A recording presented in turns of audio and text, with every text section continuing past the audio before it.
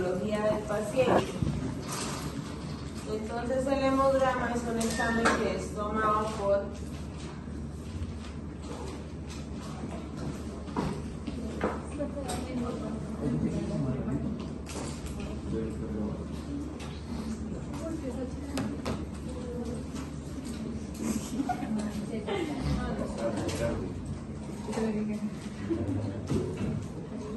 Entonces el hemograma es tomado de muestra venosa. Los gases arteriales, su nombre lo dice, es tomada una muestra arterial. Entonces esta muestra venosa nos arroja tres grandes grupos, que son los grupos rojos, el grupo blanco y las plaquetas. El grupo rojo, que está conformado, bueno, esto es un esquema de dónde nacen las células. Específicamente me interesa que vean el grupo blanco, que está conformado por basófilos, neutrófilos, eosinófilos, monocitos y linfocitos. En un hemograma nosotros primero vamos a encontrar el término de leucocitos, que es el término general a todos los glóbulos blancos, y después los vamos a encontrar secuenciados o degradados en los que ya les mencioné. La célula más importante del grupo rojo es el eritrocito. Sin embargo, no es la única célula o el único valor que miramos en el grupo rojo. Además del eritrocito, miramos el porcentaje de hemoglobina, el hematocrito y algo que se llama volumen corpuscular medio, que es lo que define el tamaño de esos eritrocitos. Entonces, el primer término de alguna patología que ustedes deben tener en cuenta cuando sea la hemoglobina o sea los eritrocitos están deficientes o insuficientes, es decir, con valores bajos, es la anemia. Y esa anemia se traduce a que ellos no tienen la capacidad, la cantidad es insuficiente o las características que ellos tienen no son completas para suplir las necesidades del cuerpo. Entonces, estos son los valores que se tendrán que casi que memorizar, específicamente los de mayores de 15 años. Esto es sacado de un artículo de población colombiana. Entonces, estos son los que se deben cambiar o varían dependiendo de la población de estudio. Por eso es que cuando nos toman exámenes diagnósticos, siempre nos dan valores de referencia, porque sobre esos son los que nosotros podemos determinar si están altos o si están bajos. Nombres dependiendo del tamaño del eritrocito y de la... Generalmente desde el segundo trimestre hasta el posparto, por el cual podríamos pensar que tiene un aumento enorme, pero realmente es normal para ellos. Los ancianos tienen la característica de que la mayoría de ellos tienen respuestas inmunes lentas, por el cual puede que no aumenten los valores aún con estímulos fuertes, como por ejemplo infecciones.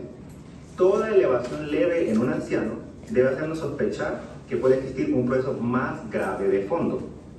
Para los grupos pediátricos existen valores de referencia específicos según edades, pero no son cambios tan radicales como en las mujeres embarazadas. Los valores de la serie blanca o leucocitos se enfocan en los distintos glóbulos blancos que circulan en la sangre. Estos se llaman neutrófilos, linfocitos, monocitos, eosinófilos y basófilos. En los hemogramas miraremos que estos aparecen según sus números absolutos y los porcentajes relativos al resto de leucocitos. Comencemos con el primer valor usualmente que aparece en el hemograma en la serie blanca, los leucocitos, que son todos los glóbulos blancos combinados. El número de leucocitos totales normal se considera entre 4.000 a 11.000 células por milímetro cúbico. Según la literatura o laboratorio encontrarán a veces que el límite inferior es 5.000 y el superior de 10.000. El aumento de leucocitos se llama leucocitosis y su disminución se llama leucopenia. Algo que ocupamos establecer desde ahora es que un aumento de glóbulos blancos no siempre significa infección. Los glóbulos blancos pueden aumentar significativamente ante cualquier estímulo que pueda dañar el cuerpo o generar inflamación. Lo más importante es observar qué tipo de glóbulo blanco está aumentado o disminuido en combinación a qué presenta clínicamente la persona. Comencemos con el primer leucocito, el neutrófilo. Los neutrófilos normalmente tienen los valores de 1800 a 7700 células por milímetro cúbico, o 40 a 65% de los leucocitos circulantes. Repito, estos valores van a cambiar levemente según el laboratorio. El neutrófilo es el leucocito más común de la sangre. Estas células son los soldados de reconocimiento. Estos llegarán a cualquier parte del cuerpo que genere inflamación, casi cualquier causa, no solo bacterias. La causa más común de aumento de neutrófilos, que se llama neutrofilia, son las infecciones. Pero no solo la bacteriana, todo tipo de infección, incluyendo las infecciones por virus en las primeras etapas, parásitos y hongos pueden generar aumento de neutrófilos en los primeros días de la infección. Mientras más severa la infección, usualmente más alto el número de neutrófilos. Pero, como dije antes, no solo las infecciones causan aumento. El estrés físico, el ejercicio intenso, los traumas físicos, las fracturas, los infartos, las hemorragias agudas, inclusive las quemaduras pueden generar una neutrofilia. Casi cualquier cosa que genere inflamación en algún lado del cuerpo generará neutrofilia. Si una persona llega a un hospital con una quemadura profunda en su antebrazo de 1 hora de evolución, al hacer un hemograma seguramente encontraremos neutrofilia. Pero esto no quiere decir que la quemadura esté infectada, solo quiere decirnos que hay una respuesta inmune a la quemadura. También los medicamentos pueden aumentar el número de neutrófilos, en especial si están generando efectos secundarios de naturaleza inflamatoria. Como resumen, si miramos neutrofilia en un hemograma, debemos pensar primero en hay un proceso inflamatorio en el cuerpo. Ahora depende de nosotros saber si es una infección, sea bacteria, virus, parásito o lo que sea, o si es otra causa, por ejemplo, como dije, hemorragias, quemaduras, trauma físico, etc. Aunque la neutrofilia puede dar algo de miedo, a veces una disminución de los glóbulos blancos puede ser más difícil de manejar.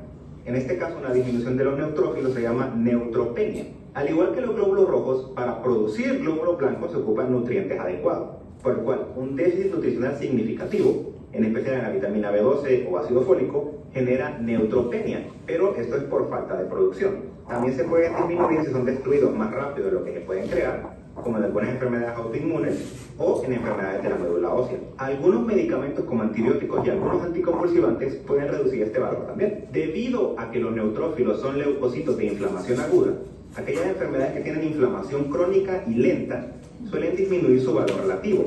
Por ejemplo, en la enfermedad de Chagas, en la sífilis en etapas avanzadas, leishmaniasis o múltiples enfermedades por hongos que se vuelven crónicas. En las fases agudas puede haber neutrofilia, pero en las fases crónicas va a haber neutropenia. Si una persona tiene valores muy bajos de neutrófilos, estos pueden ser inmunosupresos, como las personas que están en quimioterapia. Mientras más bajo el nivel de neutrófilos, es más fácil que las personas adquieran infecciones graves. Esto es especialmente cierto si todos los leucocitos también están disminuidos. Un dato interesante es que los neutrófilos tienen una vida muy corta. Para madurar completamente ocupan 12 a 14 días, pero desde que están activos peleando en algún tejido solo viven 1 o 2 días. Por esta razón, las enfermedades crónicas suelen tener pocos neutrófilos. Los linfocitos son glóbulos blancos bastante curiosos. Un hemograma nos da un dato general del número de linfocitos, que suele ser de 1000 a 4800 células por milímetro cúbico, o 20 a 50% de los leucocitos circulantes. Pero resulta que los linfocitos se dividen en múltiples subtipos. Los linfocitos B, que generan plasmocitos, que generarán anticuerpos. Los linfocitos NK o Natural Killers, sigo pensando que es un buen nombre para una banda de rock, ellos se especializan en destruir células cancerosas o infectadas por virus. Y los linfocitos CD4 y CD8 que ayudan a regular la respuesta inmune del resto de los glóbulos blancos, entre muchas otras variantes, por el cual el valor de linfocitos en el hemograma es muy inespecífico, ya que el hemograma no nos dice cuál es el subtipo del linfocito que está aumentado o disminuido, pero como regla general, los linfocitos suelen aumentar, llamado linfocitosis, en procesos inflamatorios crónicos o infecciones por virus. Una linfocitosis nos puede orientar a una enfermedad autoinmune o una infección crónica como la enfermedad de Chagas, aunque debido a lo inespecífico que son, puede que no aparezcan aumentados en estas enfermedades. Así que una linfocitosis leve no ayuda mucho al diagnóstico de muchas enfermedades. Existen 2 utilidades puntuales cuando uno mira los linfocitos. Si están severamente disminuidos, llamado linfopenia, nuestra primera opción siempre debe ser VIH. Recordemos que este virus tiende a unirse a los linfocitos CD4 y destruirlos. Por lo tanto, a medida que progrese la enfermedad por el VIH, van a disminuir progresivamente los linfocitos. En caso de tener dudas, lo prudente es pedir una prueba de VIH, y si la persona ya es conocida o se realiza el diagnóstico de VIH en ese caso, lo más prudente es pedir otro examen que son valores específicos de linfocitos CD4. La otra utilidad es cuando están severamente aumentados. En ese caso tenemos que pensar en hematológico, como es el linfoma y sus múltiples subtipos. No todos los linfomas tienen linfocitosis en el hemograma, pero puede ser una pista esencial. Lo mejor a realizar después es un frotis de sangre periférica para observar directamente si hay células anormales circulando en la sangre. Vamos a los monocitos. Los monocitos son células que al madurar en un tejido se activan a otras células llamadas macrófagos. Estas células se especializan en fagocitosis, una manera sofisticada de decir que se comen a los agentes patógenos o el detritus celular. En el hemograma se suelen expresar como de 0 a 800 unidades por milímetro cúbico o 2 a 10% de los leucocitos circulantes. Los aumentos en los monocitos son muy inespecíficos, llamada monocitosis. Suelen aumentarse solamente en enfermedades crónicas, como infecciones por tuberculosis, algunos cánceres y algunas enfermedades relativamente raras como la sarcoidosis. La disminución de monocitos suele ser relativa a un aumento de otro leucocito, pero una disminución absoluta suele generarse por quimioterapia, enfermedad de la médula ósea, invasión de cualquier tipo de cáncer a la médula ósea o algunas intoxicaciones como metales pesados, por ejemplo el plomo. En este caso, la mayoría o todos los glóbulos blancos también van a estar disminuidos. Los monocitos rara vez dan mucho apoyo diagnóstico en la mayoría de las enfermedades. Ahora combinaremos los dos últimos leucocitos debido a sus funciones similares. Los eosinófilos, que suelen ser de 0 a 450 unidades por milímetro cúbico, o 1 a 6% de los leucocitos circulantes, y los basófilos, de 0 a 200 unidades por milímetro cúbico, o 0 a 2% de los leucocitos circulantes. Ambos suelen aumentar en enfermedades de tipo alérgica. Por ejemplo, personas con cuadros de asma asociados a alergenos ambientales, por ejemplo el polen, suelen tener eosinofilia y a veces basofilia. Las personas con rinitis y sinusitis alérgica suelen tener valores aumentados de estos también. Pero existen tres utilidades más en sus aumentos. Las alergias a los medicamentos, por ejemplo la colocación de penicilina a una persona alérgica a los beta-lactámicos, puede generar un aumento de ambos. Así que estos valores son útiles para determinar si los síntomas que presenta la persona son alergia a un medicamento. Un detalle curioso es que muchos parásitos de la vía intestinal suelen generar aumento de eosinófilos. Así que si una persona tiene una tenia, también llamada solitaria, o tiene Ascaris, conocidas popularmente como lombrices, estos suelen aumentar significativamente los eosinófilos, un valor muy valioso si la persona tiene diarrea como síntoma principal. Los aumentos enormes y sostenidos de eosinófilos o basófilos suelen simbolizar un cáncer hematológico. Lo más prudente es realizar un frotis de sangre periférico para detectar células cancerosas, aunque existe la posibilidad también de algunas enfermedades de la médula ósea o trastornos genéticos particularmente raros. Con eso terminamos los leucocitos. Solo nos hace falta las plaquetas, que son relativamente fáciles. El valor normal de las plaquetas es de 150.000 a 400.000 unidades por milímetro cúbico, pero existe un pequeño problema con el conteo plaquetario. Para eso vamos a explicar el origen de las plaquetas. A diferencia del resto del hemograma, que se especializa en células maduras o en proceso de maduración, las plaquetas técnicamente no son células, son fragmentos de células. Resulta que existe una célula curiosa en la médula ósea llamada megacariocito.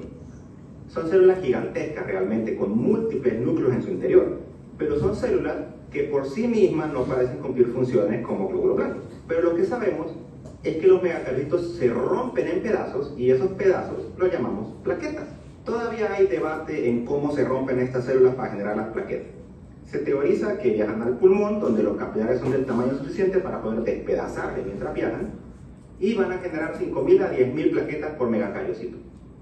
Otra teoría es que son despedazadas en el hígado por los macrófagos de esta área, que se llaman células de Kupffer, y luego los fragmentos son desechados a la sangre en forma de plaquetas. La función de las plaquetas es ayudar a detener los sangrados al generar un tapón hemostático. Si uno tiene menos de 150.000 unidades, es más difícil detener un sangrado.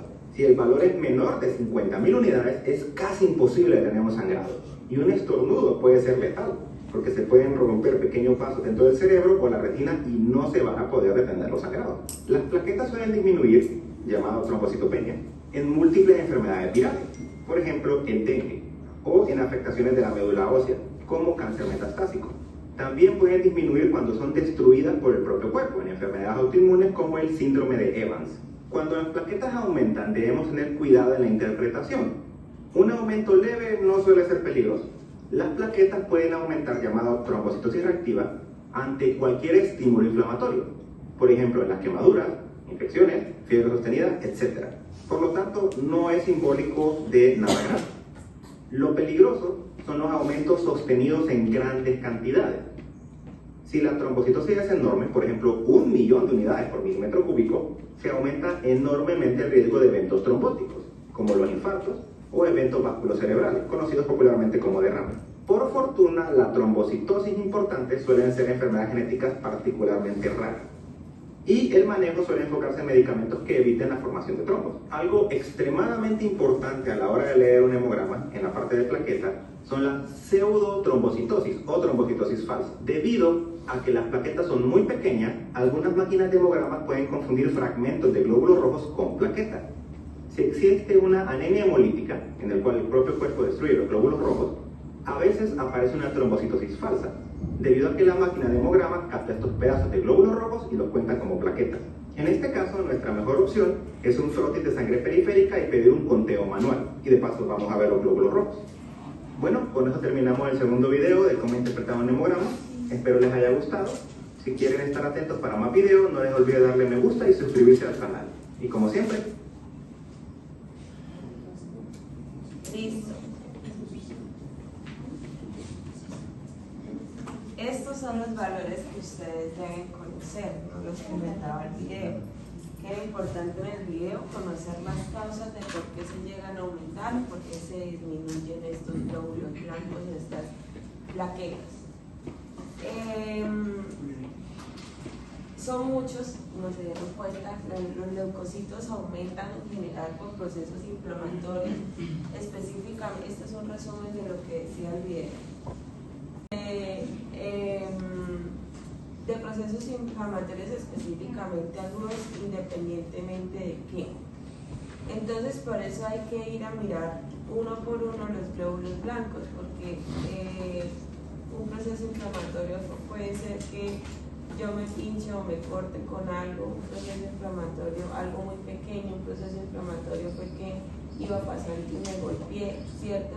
Entonces, cuando ya desglosamos los glóbulos blancos, como lo mostraba bien, como está en este cuadro, pues yo puedo sugerir el por qué están aumentados esos glóbulos blancos, y además de ser un proceso inflamatorio, hay como tal un proceso infeccioso, ¿sí? Si es un proceso infeccioso viral o bacteriano, que es lo que más nos aqueja a la profesión, pero ya si hay procesos infecciosos por hongos, por ejemplo, que puede ocurrir con fúngicos también en vía respiratoria, pero que ya son procesos en los cuales hacen tomas de esputo o de secreción bronquial para estudiar cuál es el microorganismo. Entonces esto me da la primera base para determinar al paciente, por ejemplo, por qué está haciendo picos febriles, ¿sí? Todo lo que hemos visto, por ejemplo, ayer y lo que vamos a ver hoy, siempre se tiene que relacionar con la historia clínica. Por ejemplo, si es un paciente que tiene fiebre, que tiene tos con secreciones, que esas secreciones son purulentas, que está hipersecretor, que el paciente está lábil, está desaturado, ¿qué podría hacer? Es muy difícil de diagnosticar a un paciente simplemente con la sintomatología y los signos que muestra el paciente. Entonces, por ejemplo, a ese paciente hay que hacerle un hemograma, a ver por qué de pronto es.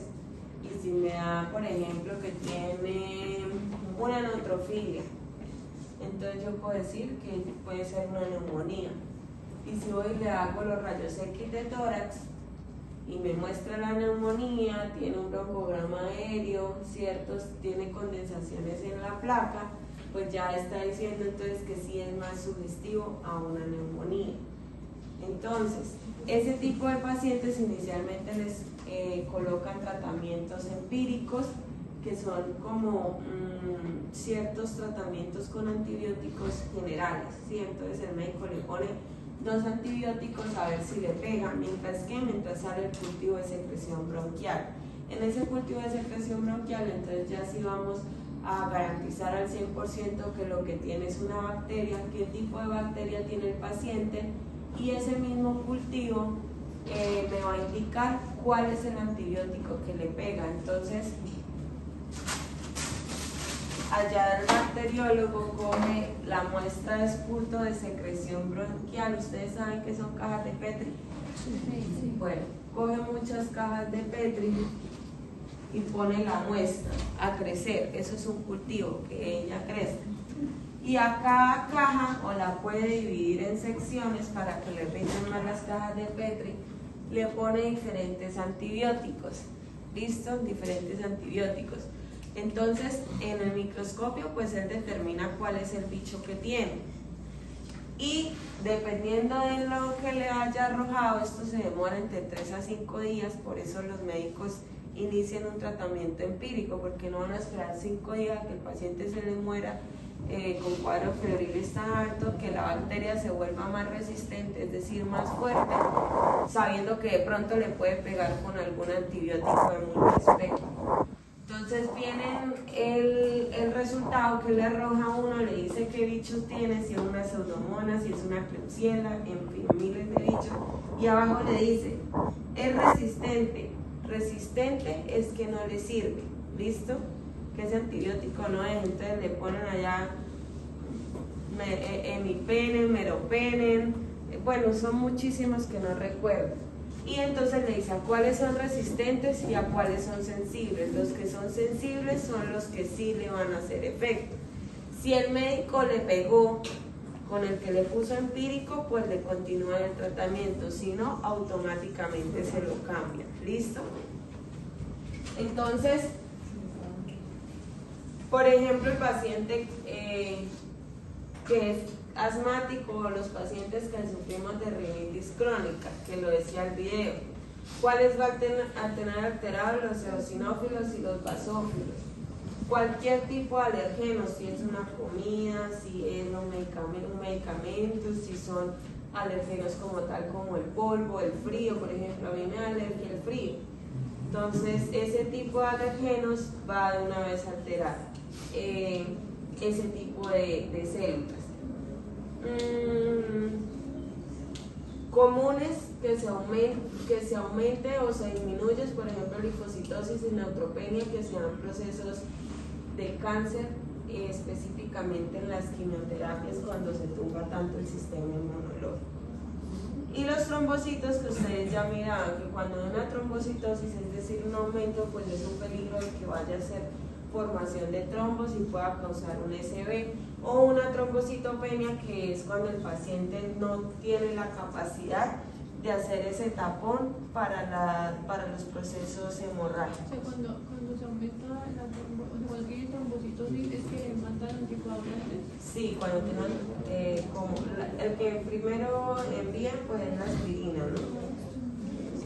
Por ejemplo, hay una enfermedad que se llama trombofilia, y eso es específicamente en las maternas. Entonces hay mujeres maternas, y esto también ustedes vienen estudiando si es un efecto adverso de las vacunas del COVID, porque después de las vacunas del COVID esta patología ha surgido mucho más, y es que la mujer cuando está en embarazo, solo cuando está en el embarazo, hace formación de trombos.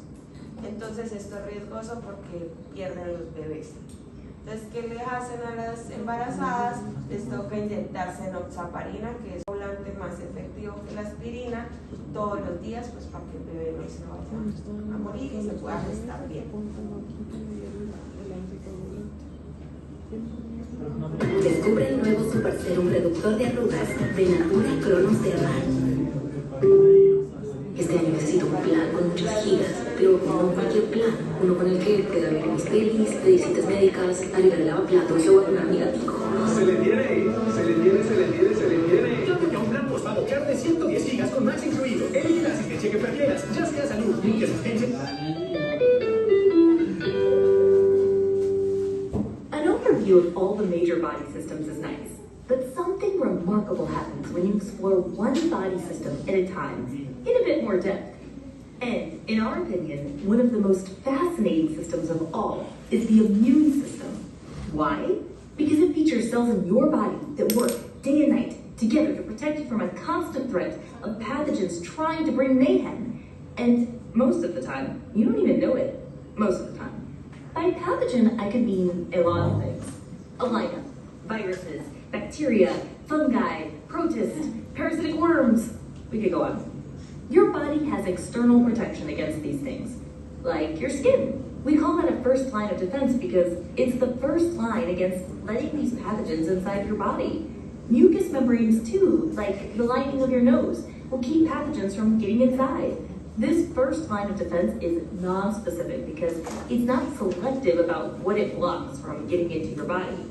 But this is all not foolproof, and sometimes they do get in. And when they do, your immune system has all kinds of ways to deal. After all, this is not its first rodeo.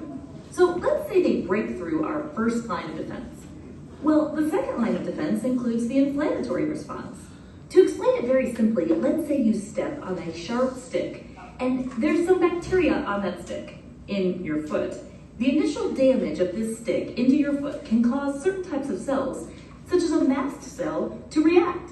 These cells are filled with substances that work with allergic responses and inflammatory responses too. One substance they contain is histamine. If they are triggered to release histamine, the result is that this will cause blood vessels to dilate, meaning they widen near the injury. Histamine also contributes to making these blood vessels leakier. The dilation and the leakiness of the blood vessel makes it easier for many types of white blood cells, such as certain types of macrophages, to reach the area. And macrophages do what macrophages do best. They consume the pathogens. Additionally, your body has a complement system. The complement system is not what it sounds like. It basically works to help or complement the actions of the immune system. It can work with non-specific or specific responses. In this situation, the release of complement factors, in this case, can further attract macrophages to the area to consume pathogens.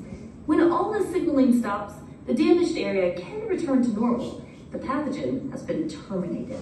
However, that also was a non-specific response. Who knows what was on that stick? So that takes us to the third line of defense, the specific line of defense.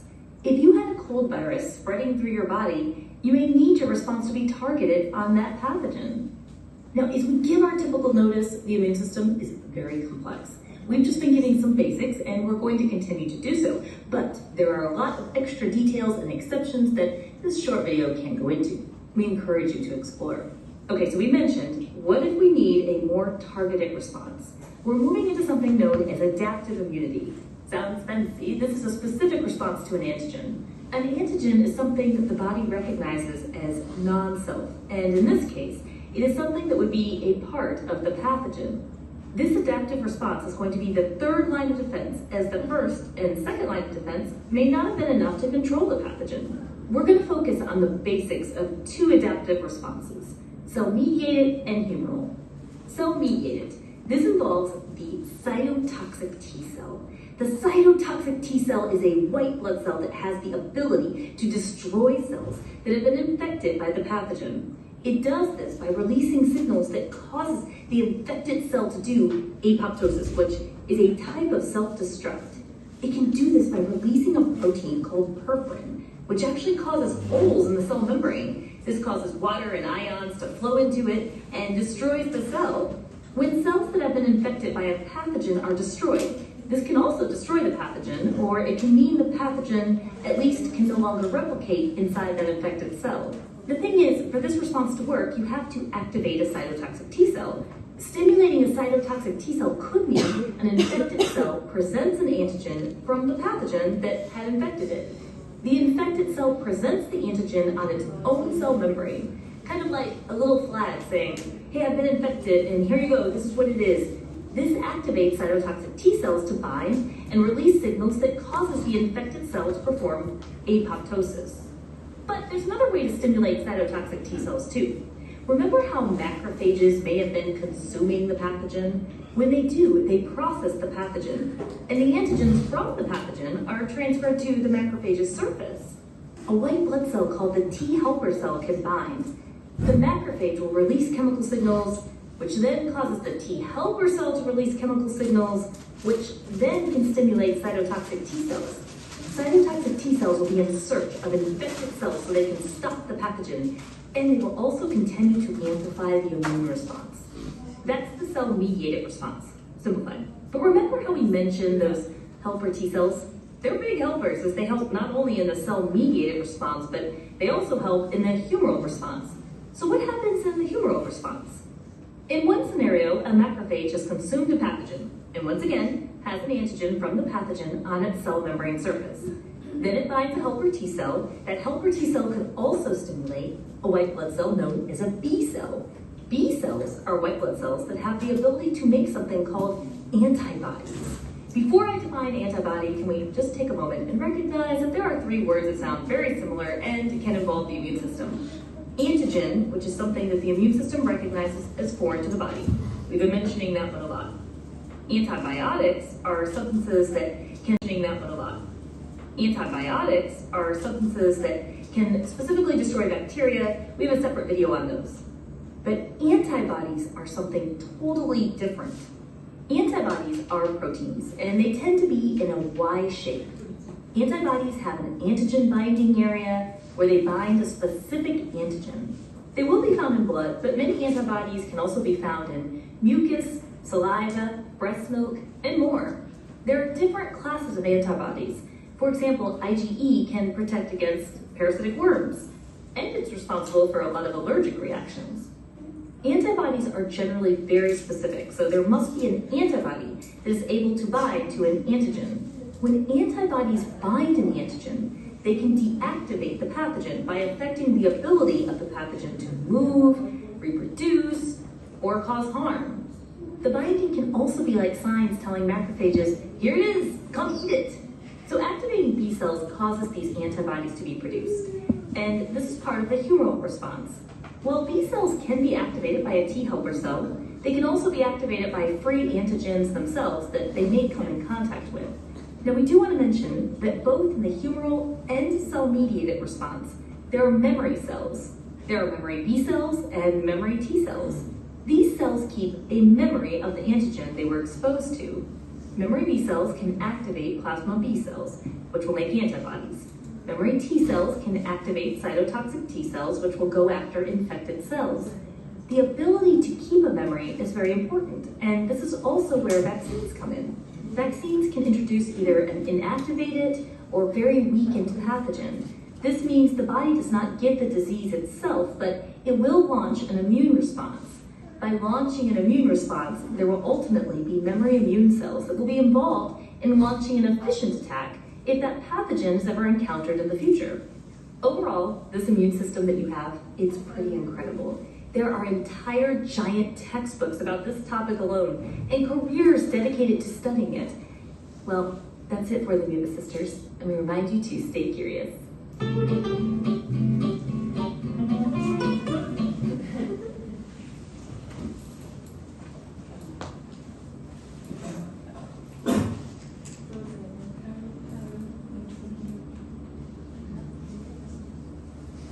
Estos son los valores normales de plaquetas.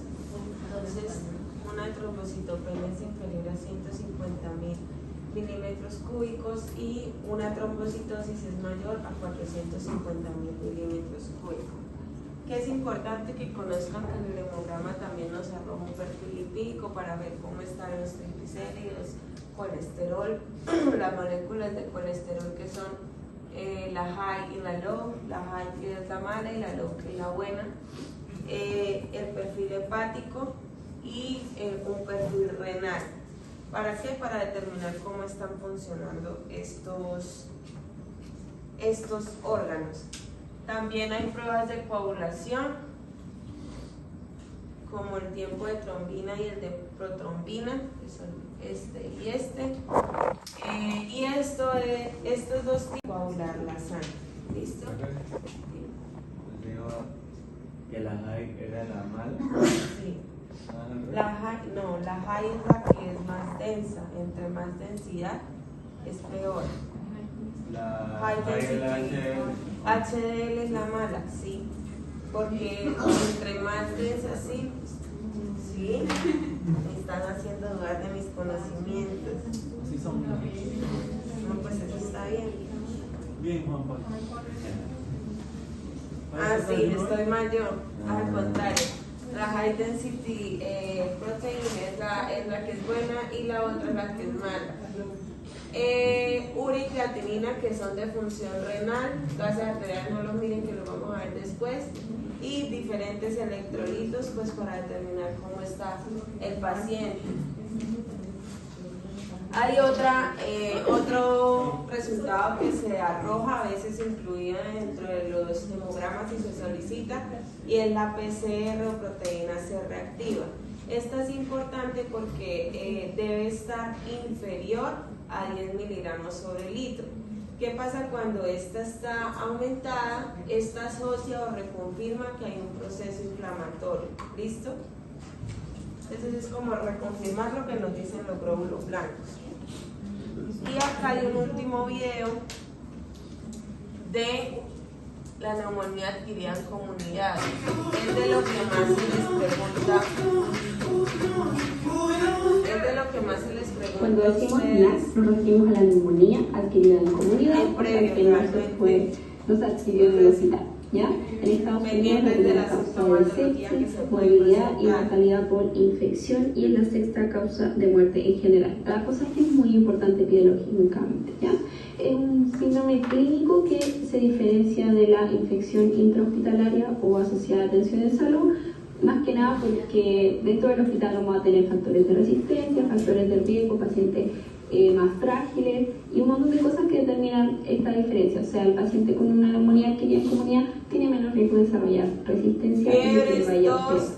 El diagnóstico es clínico radiológico. La clínica voy a tener fiebre, tos con expectoración y crépitos. ¿Ya? Los crépitos me van a estar hablando de la condensación a nivel pulmonar. El paciente puede tener disnea, puede tener un dolor pleurítico, puede tener un poco de derrame pleural, y el nivel de derrame pleural se va a manifestar en la clínica como una ebullición del murmullo pulmonar, por ejemplo, pero antes de eso, por la NAC propiamente tal, tendríamos los crépitos y por el líquido, ¿cierto? Por la condensación. Y dentro también del laboratorio podemos tener leucocitos, que se aumentada como buena infección. El paciente puede tener delirium, sobre todo si es más de 65 años, tiene comorbilidad, y también puede presentar descompensación de su comorbilidad. La fiebre, el dolor torácico y la tos. En la mayoría de las infecciones, la fiebre nos va a hablar de la respuesta al tratamiento. Cuando solo tenemos un tratamiento, un antibiótico en este caso, vamos a esperar que se resuelva sobre todo la fiebre. La tos puede quedar, la condensación puede quedar incluso un mes, el dolor torácico puede durar más de 5 días, entonces es la fiebre sobre todo la que nos va a estar dando la respuesta. Y en la radiografía, como digo, se tiene que ver esta condensación que en el fondo va a presentar el broncograma aéreo, que es como que se ve más negrito porque está en los bronquios. Y este otro patrón que es más intersticial, que como pueden ver es como más medial, no tan lateral, es de la neumonía más atípica, que se ve en el micoplasma, en el neumocitis girovesi en caso de VIH o de inmunocompromiso, pero sobre todo VIH.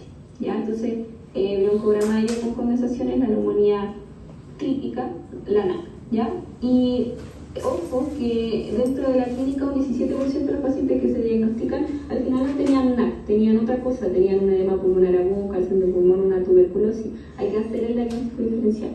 Y dentro del laboratorio, ¿a quién le pedimos laboratorio? Solo en el fondo si tiene más de 50 años, si es que tiene factores de riesgo o criterios de CIS, ¿ya? Que serían como la frecuencia respiratoria aumentada, frecuencia cardíaca, esas cosas, como que el paciente se vea mal y tenga factores de riesgo, ahí se toma laboratorio, que sería hemograma, función renal, función de órganos en general, glicemia, gases arteriales en sangre, súper importante, y pruebas de VIH si es que el paciente se va a hospitalizar. La función renal también es súper importante porque vamos a calcular después un score de riesgo, que es el CUR 65, y la U nos habla de la uremia, ¿ya? Entonces, en ese caso necesitamos conocer si vamos a tomar laboratorio de la uremia. ¿Cuál es el signo principal, el síntoma principal? Fiebre. Les dijeron como 800.000 veces la fiebre. ¿Por qué? ¿Por qué es importante, por ejemplo, identificar que el paciente se le baje su fiebre, ahí lo decía, por el tratamiento antibiótico. ¿Por qué? Porque idealmente cuando nos da gripa, porque siempre pensamos que es gripa, ¿cierto? Nosotros no debemos tomar antibióticos porque es un proceso viral, no es bacteriano. Y el video en inglés, cuando les mostró antígenos, antibióticos y anticuerpos, cuando les hablaron del antibiótico decía que era exclusivamente para bacterias. Entonces, ¿qué pasa con los pacientes que consumen antibióticos cuando tienen un proceso viral? Crean resistencia. Por eso es que ya vamos en la 4ª generación de antibióticos, porque no les sirve ni la primera, ni la segunda, ni la tercera. Y probablemente a algunos pacientes no les sirve la 4ª y son los pacientes que se mueren por la bacteria. ¿Listo? Entonces,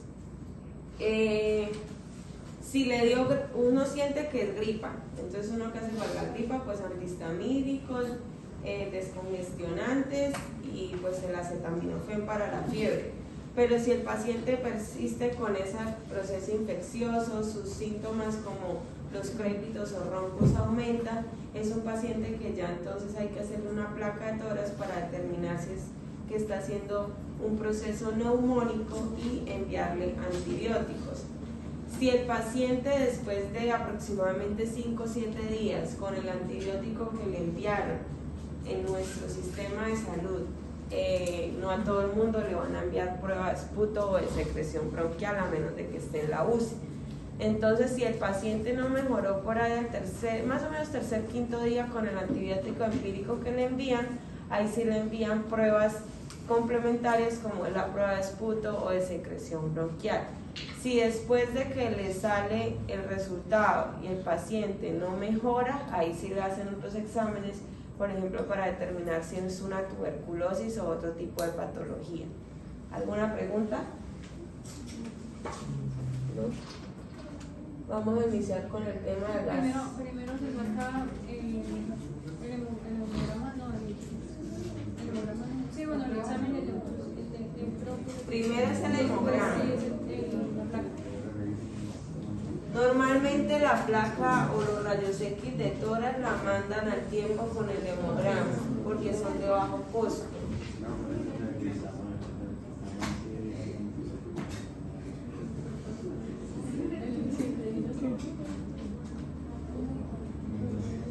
Tenemos que correr porque estamos atrasados en temas. Entonces, gases arteriales, ya les dije que se toman en sangre arterial. ¿Y para qué me sirven? Para determinar el estado ácido-base o el equilibrio ácido-base que el paciente tiene. Ustedes ya han visto pH en, ¿cómo se llama? El curso de bioquímica. Bueno, ¿y saben que el valor normal o neutro cuánto es? 7.0. Ese es el pH neutro de todo, en todo.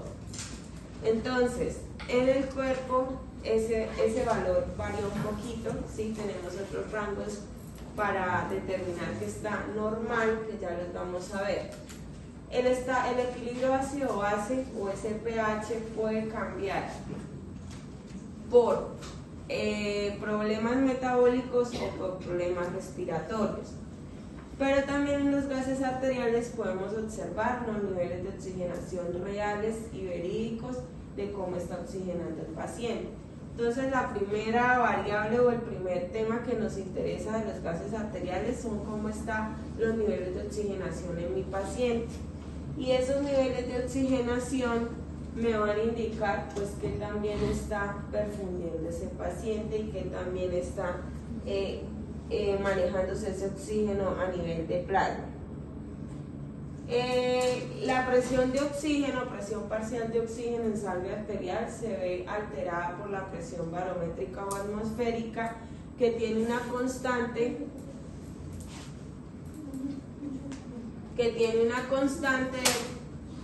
dependiendo de la altura sobre el nivel del mar. Entonces,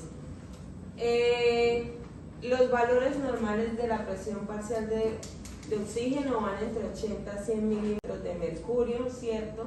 tienen un rango por lo mismo que les digo, porque dependiendo de la altura sobre el mar, esta puede cambiar. Entonces, por ejemplo, hay el ejemplo que es sobre el nivel del mar, que entonces puede ser de 110 lo normal, o a nivel de Bogotá, que lo normal podría ser de 73. ¿Listo? Por eso es que los pacientes que tienen patologías respiratorias tienden a saturar menos en la altura como Bogotá. ¿Qué pasa? Cuando hay pacientes oxígeno dependientes, pues les sugieren muchas veces que se muevan de ciudad si no quieren estar conectados al oxígeno. La otra variable es la presión parcial de dióxido de carbono, que su valor normal es entre 35 a 45 milímetros de mercurio, y esta está determinada por el proceso de ventilación. Entonces, como ustedes ya lo vieron con la profe Mabel, allá en los centros respiratorios, si yo tengo un aumento de la presión parcial de dióxido de carbono, el paciente empieza a hiperventilar. ¿Para qué? Para sacar ese CO2. ¿Listo? Por el contrario, si el paciente está muy bajito, entonces lo que el paciente va a tender a hacer es una hipoventilación. Todo está regulado por la mecánica ventilatoria del paciente. Hay otros, estos son los diferentes autores que han explicado ese equilibrio ácido-base, pero a nosotros no nos interesa mirar solo uno, sino el conjunto de todos. Aparte de la presión de oxígeno y la presión de dióxido de carbono, según los autores, algo que me determina los cambios en el pH es el bicarbonato, sí señor. ¿Y por qué específicamente el hidrógeno? Porque según esta ecuación de Henderson,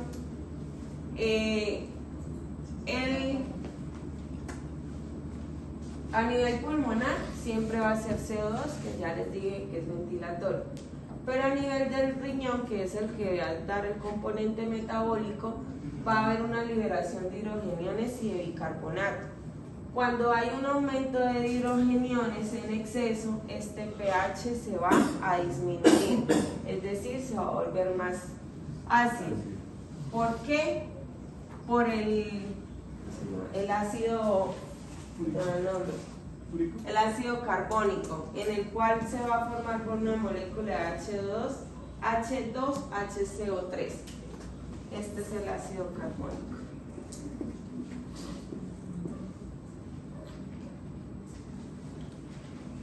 Yo sé que voy rápido, pero yo esto no necesito que se lo aprendan de memoria. ¿Qué necesito? Que aprendan a interpretar gases arteriales. Entonces, si está alterado el 1, es decir, el respiratorio, el metabólico va a tratar de compensar para que siempre esté en equilibrio. Eso es importante que lo sepan. Y si el otro está alterado, entonces el sistema respiratorio va a tratar de compensar siempre. Sin embargo, hay procesos que son crónicos en los cuales el paciente no logra compensar y hay que ayudarlos con estrategias externas. Entonces, los mecanismos compensadores. El sistema respiratorio o retiene o elimina CO2, ¿sí? ¿Cuándo qué? Cuando el bicarbonato aumenta o disminuye. Lo mismo pasa con el sistema renal. Si el CO2 aumenta o disminuye, el riñón va o a liberar hidrogeniones o a absorber esos hidrogeniones para poder compensar. El pH, que normalmente debería ser de 7.0, pero que en el organismo es de 7.35 a 7.45. Yo creo que les tengo un resumen, pero vamos a ir anotando los valores acá.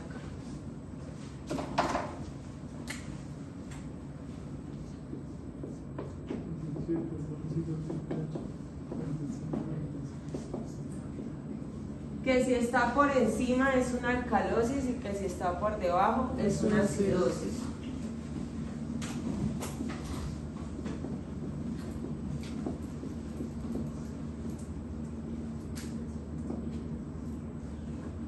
El CO2 de 35 a 45 milímetros de mercurio, y que si está por encima es una hipercarnia y que si está por debajo es una hipocarnia.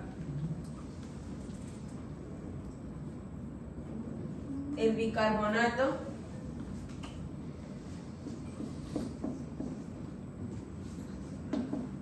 que va entre 22 a 26 equivalentes sobre litros, que eso sí no tiene nombre, se aumenta o se disminuye. Esto ya se lo voy a explicar. Y el otro componente es la base exceso.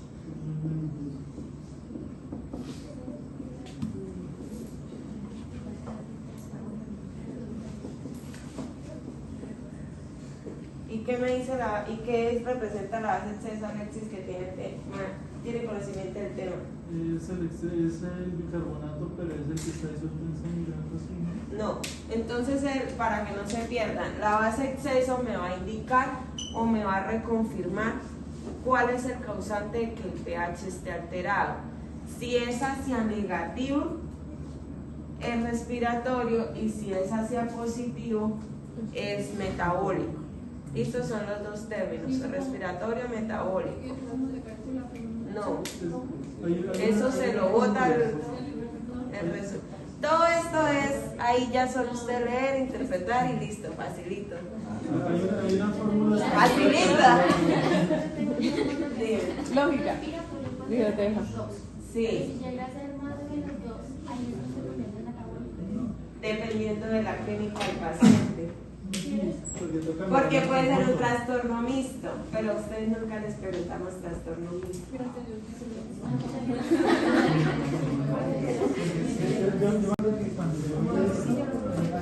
Bueno, entonces selecciona producción y rotación Me enseñaban a calcularlo si era.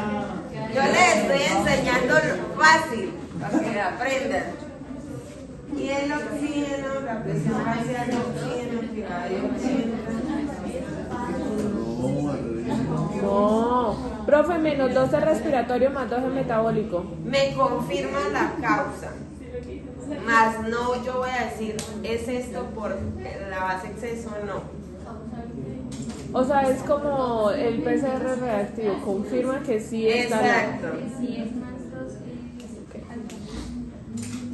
Bueno, No, si es menos 2. ahora vamos a ver, este es el resumen de lo que está escrito allá. Ah, bueno, la saturación se me dispersaron todos. ¿Qué les explico? Sí. Todavía no les he explicado las alteraciones, solo les estoy dando los valores normales y los nombres. Entonces el pH que va de 7.35 a 7.45, que si está por debajo de 7.35 es una acidosis y si está por encima es una alcalosis. La PCO2 que es de 35 a 45 milímetros de mercurio, y que si está por debajo es una hipocarmia y que si está por encima es una hipercarmia. Así que 46 ya es hipercarmia, ¿listo? El bicarbonato, que entonces esto es el componente respiratorio por la ventilación. Este es el componente metabólico, porque él es el que libera o absorbe el carbonato. Entonces el bicarbonato que va entre 22 a 26 mil equivalentes, y que ese sí no tiene nombre, está aumentado o está disminuido. La base exceso, que me ayuda como a confirmar cuál es la causa de por qué está alterada.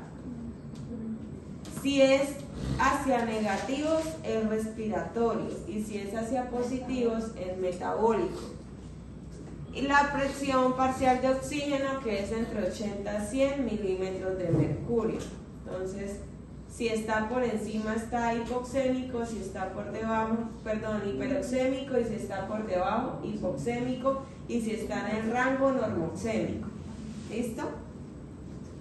Hasta ahí claros.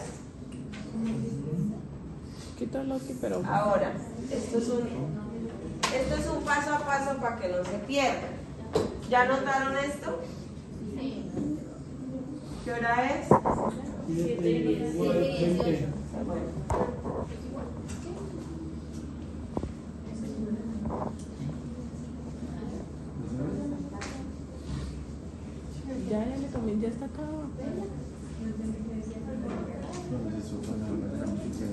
Lo primero que yo tengo que hacer, revisar la historia clínica del paciente. Si el paciente tiene sintomatología y historia clínica de una patología respiratoria, o si el paciente tiene sintomatología o patologías de una enfermedad metabólica. Metabólica se comprende no simplemente por enfermedades renales, metabólica también se comprende por enfermedades como la diabetes mellitus, como que el paciente tenga un episodio en el cual tiene vómito, diarrea y está deshidratado, eso es metabólico. Que está con exceso de alcohol en el cuerpo, eso es metabólico. Todo lo que no sea el pulmón es metabólico. ¿Listo? El segundo paso, identificar el pH del paciente. Entonces vamos a tomar un ejemplo de los de acá y vamos a ir devolviendo. Paciente masculino de 55 años con antecedente de diabetes mellitus tipo 2, es decir, ya me está diciendo que puede ser algo metabólico. Y enfermedad renal crónica, tiene dos cosas, acude a urgencias por vómitos persistentes, deshidratación y confusión, ahí tienen todas las cosas. Entonces, primero me importa el pH, como decía el paso 2.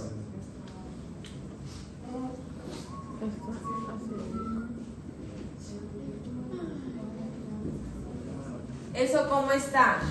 Ácido. Entonces vamos a tener siempre una interpretación, un primer nombre, un segundo nombre, un apellido y el segundo apellido igual que nosotros. ¿Listo? Primero es el pH. Después me importa la causa que está haciendo que sea ácido, es decir, si es metabólico o respiratorio. ¿Qué tengo que mirar yo si la patología metabólica? El bicarbonato. Entonces, para que sea metabólico,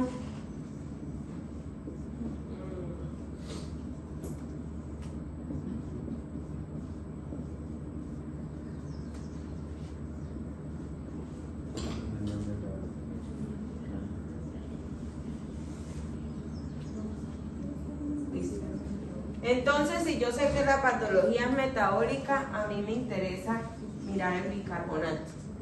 Solo ocurren estas dos cosas. Si el pH está acidótico, el bicarbonato está bajo. Por consecuente, el CO2 debería aumentar por encima de 45. Pero puede ser que esté tan grave el paciente que el CO2 o esté normal o esté disminuido. ¿Listo? Siempre que tiene que hacer el opuesto, la flecha para el otro lado. Si este está disminuido, el otro aumentado, y si este está aumentado, el otro disminuido para compensar. En procesos metabólicos, si este está aumentado y este está aumentado, se define como una alcalosis. Y si yo sé que la patología es metabólica, este señor está acidótico y este está disminuido, es una acidosis metabólica. Sí es importante mirar la historia clínica. ¿Por qué? Porque si, por ejemplo, este paciente que es respiratorio, si por ejemplo, otro que puede ocurrir, si es una patología respiratoria, probablemente el pH esté disminuido, pero ya no voy a mirar el bicarbonato, voy a mirar el CO2. Si el pH está disminuido, sabiendo que es algo respiratorio, ¿no? Si el pH está disminuido y el CO2 está aumentado, una acidosis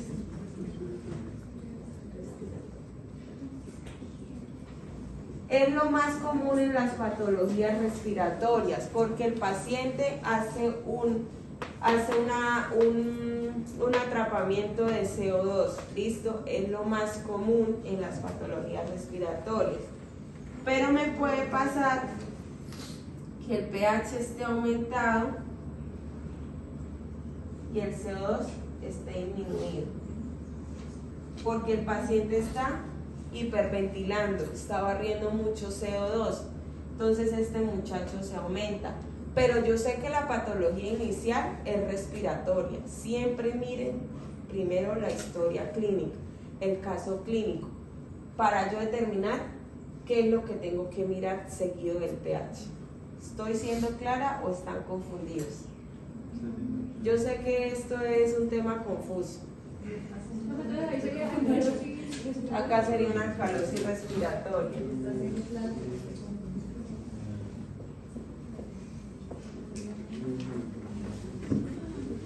Yo sé que este tema siempre los confunde.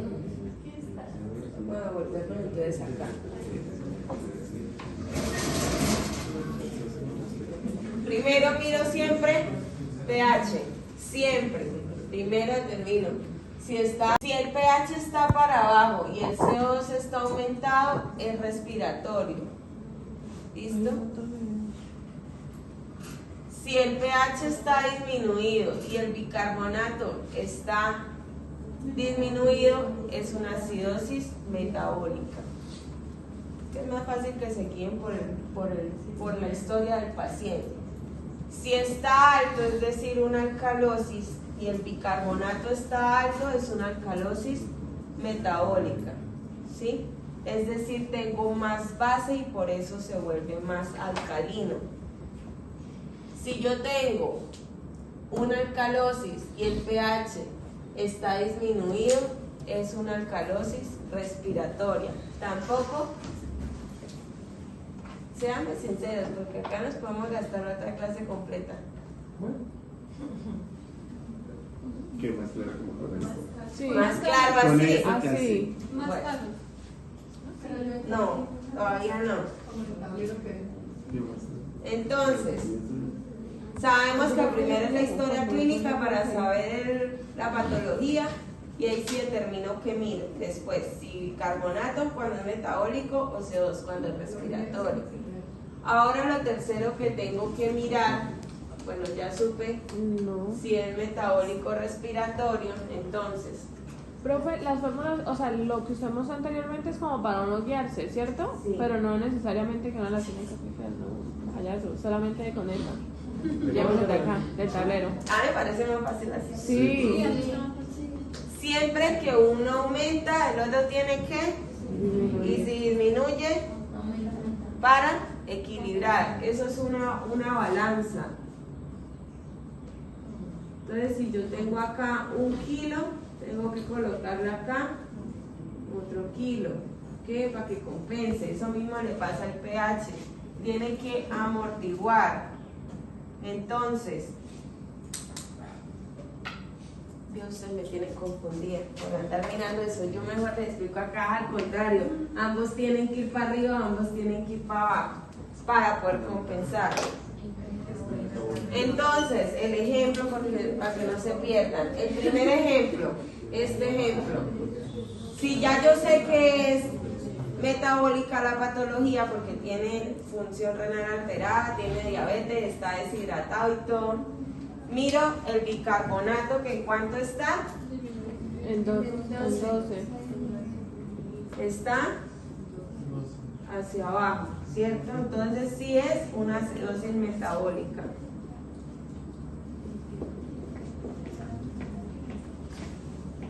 ¿Qué pasa si este estuviera aumentado? Sería respiratorio. Tiene que cumplirse la norma. Si el pH baja y el PCO2 sube, es una acidosis respiratoria. Sí o sí. Sí o sí, llueve, trueno, relampaguee. Si el pH se aumenta, lo primero que lo aumenta es un aumento de bicarbonato, porque tiene mucha base, ¿listo? Tiene muchos H's más. Entonces, dime. El bicarbonato y el CO2 siempre van a ser proporcional en el sentido de que si el CO2 aumenta, el bicarbonato tiene que aumentar para compensar. y viceversa. Entonces, ahí vamos al primer apellido. Y es si el paciente está compensado o no compensado. Porque a mí no me sirve solo saber si es acidosis o qué. Pero si no han entendido esto, no les puedo explicar lo otro. ¿Listo? Entonces,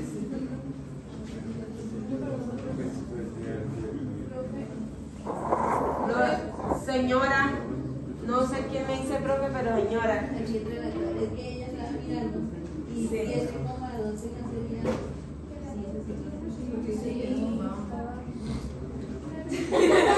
El pH va de 7.35 a 7.45. Esto está por Es que debajo. ella se confundida porque usted dijo que el pH es una manera de 7 al principio. El pH neutro en el mundo ideal, en todo lo que usted haga, debería ser 100. Pero en el cuerpo humano cambia. Menos mal lo dije, ¿no? Entonces, los casos normales de la vida. No es que Luisa van a matar a un paciente, pero. No, ¿cómo le ocurre? El pH aumenta porque el bicarbonato aumenta porque hay muchos H+, o sea, muchos positivos que lo van a echar para arriba. Entonces, ¿qué tiene que hacer el CO2? Aumentar. El pH disminuye normalmente porque el CO2 aumenta, porque imagínense que hay muchos negativos que lo echan para abajo, ¿sí? ¿Y qué tiene que hacer el bicarbonato? Venir a meterle positivos para que este suba, ¿cierto? Pero puede pasar al contrario, que este pH se disminuya porque este muchacho disminuye, es decir, le faltan positivos, ¿cierto? ¿Y ahí el CO2 va a subir? No, porque le va a poner más negativo. Baja. Las dos van para abajo. Porque si acá tiene un positivo y usted viene y le pone muchos negativos. ¿Sí me entendió? Ya. Entonces, todos abajo. Pero el pH puede aumentarse, no porque este aumentó, sino porque hay poquitos negativos. Entonces, ¿qué hay que ponerle? Hacia abajo. ¿Listo? Estos son los 4 ejemplos que pasan. Entonces les voy a dar los nombres. Esto sí ya, claro. ¿Todos claro? ¿No claro? Yo nada que me entienda. Vos está por ahí en el más allá. Con ejemplos. La hora, regálenme la hora. Entonces el primer ejemplo, según flechas, esto es una alcalosis metabólica compensada. Esto es una acidosis metabólica compensada. Esto es una acidosis respiratoria compensada, porque están las dos flechas para el mismo lado. Y esto es un pH alcalosis respiratorio compensado. ¿Todas son compensadas? Sí, ya voy para lo que no es compensado. Sí. En este caso, Ahí estamos felices. ¿qué pasa? Que no simplemente es que los dos echen para arriba o los dos echen para abajo. Lo otro que tiene que cumplir es que el pH esté dentro del rango. ¿Listo? O sea, estos dos pueden estar más arriba de los rangos normales con este pH entre este rango. Si el pH es 7.48 y los dos están subiendo, no está compensado. Compensado es que esté en el rango. Tiene que cumplir las dos cosas. No. Ahí se van a morir. Un pH más o menos entre 7.1, por debajo es de 7.2, 7.15, se va a morir ese paciente si no le ponen rápido. El cuerpo no puede estar tan ácido porque se muere. Empezando ya empieza a tener falla renal. Ya ahí tiene falla renal. O Yo, pero yo dije que tenía enfermedad renal crónica. ya me perdió. Sí, yo leí. Vea, están todos de testigo que yo leí, Alexis. Señal. Profe, si tenemos el 7.35 lo vamos a tomar, o sea, si fuera como compensado, o allá sería no compensado. Con este ejemplo, No, con un pH 7.35. si están 7.35 y por ejemplo los dos están hacia arriba, los otros dos, o los están hacia abajo los dos, está compensado. 7.34 Ya no está compensado. 7.45 y 7.46. Tiene que estar en el rango de 7.35, 7.45. ¿Dónde está 8.50?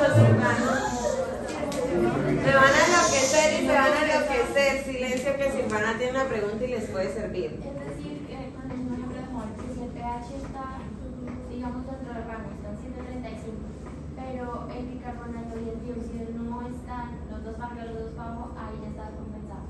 ¿Estoy bien? Sí. Porque hasta apenas se puede estar descompensando el pH. Tienen que cumplir las dos reglas, que las dos flechas estén o para arriba o para abajo y que el pH esté dentro del rango. Y si no está compensado, pues todo lo demás está no compensado. Ya entendió que es compensado, que están las dos flechas para arriba o para abajo y que el pH está en el rango.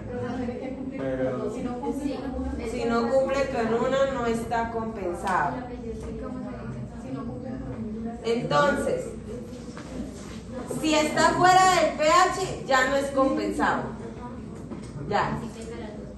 Sí, ya no está compensado. Y pues si las flechas están contrarias, pues tampoco está compensado. Y si no está dentro del rango y tiene las flechas contrarias, ¿cómo sería?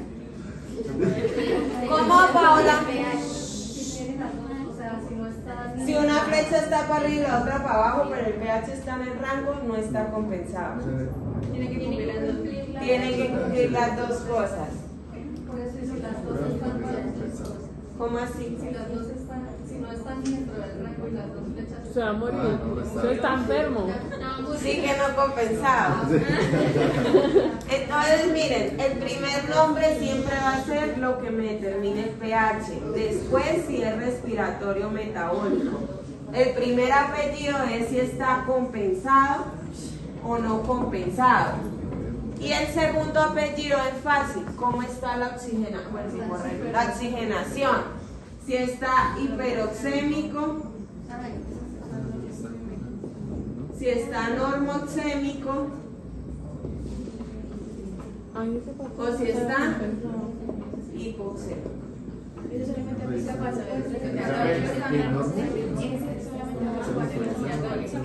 No, para todos. Pero eso no es cuando el oxígeno está... Cuando el oxígeno siempre te lo va a reportar los gases. Independientemente si es una patología o una alteración respiratoria o una alteración. Chicos, silencio, que acá hay una pregunta importante. La compañera Stephanie me pregunta que si el segundo apellido lo reporto solo en las patologías respiratorias. No, siempre. Porque los gases arteriales siempre me reportan la oxigenación, sea respiratorio o sea metabólico. ¿Listo? Siempre tiene que cumplir con los cuatro. Si está acidótico, si está acidosis o alcalosis, si es metabólico respiratorio, si está compensado o no compensado, y si está hiperoxémico, normoxémico o hipoxémico. Esto puede estar alterado y esto no. Como ahí. Porque el ahí está bien.